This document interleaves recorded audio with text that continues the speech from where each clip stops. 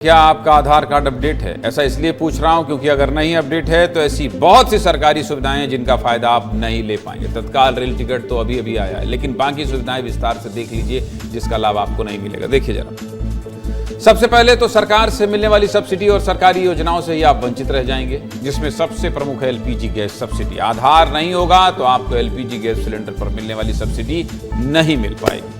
सरकार की उज्ज्वला योजना का फायदा भी आपको नहीं मिल पाएगा। इसके अलावा मनरेगा का भुगतान, सरकार की पेंशन योजनाएं और पीएम किसान योजनाएं जैसी न जाने कितनी योजनाएं हैं जिनका फायदा आपको नहीं मिलेगा।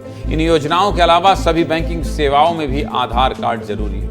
नए बैंक खाते खोलने से लेकर यूपीआई सेवा का फायदा लेने के लिए आधार जरूरी है। और अगर आप नौकरी पेशा हैं और आधार अपडेट नहीं है तो पीएफ का पैसा भी नहीं निकाल पाएंगे। इसके अलावा कई अन्य सेवाओं में भी आधार की बहुत जरूरत है। जैसे नया सिम कार्ड लेने के लिए, शिक्षा के क्षेत्र में स्कूल कॉलेज में एडमिशन के लिए, इनकम टैक्स रिटर्न भरने के लिए और सरकारी नौकरी के लिए अगर भर्ती निकलती है तो वहां भी आधार बहुत जरूरी है। बताइए, जब इतनी चीजों के लिए आधार का अपडेट होना जरूरी है तो कहूंगा ना कि बिना आधार के जीवन में सब सुना है। लगता है जीवन का आधार ही क्या रहा।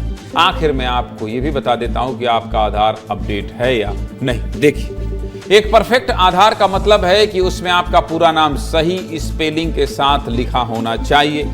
इसके अलावा आपके घर का अपडेटेड पता लिखा होना चाहिए। मतलब अगर आपका घर का पता है C24/B और ये फलाना डिमाका जो भी ये नगर वो ये तो आप वैसा ही होना चाहिए। अगर बदल गया तो अपडेट कराइए। आपका वर्तमान फोन नंबर भी लिंक होना चाहिए। अगर आपका आधार 10 साल से ज्यादा पुराना है तो उसमें एक बार फिंगरप्रिंट अपडेट करा लें।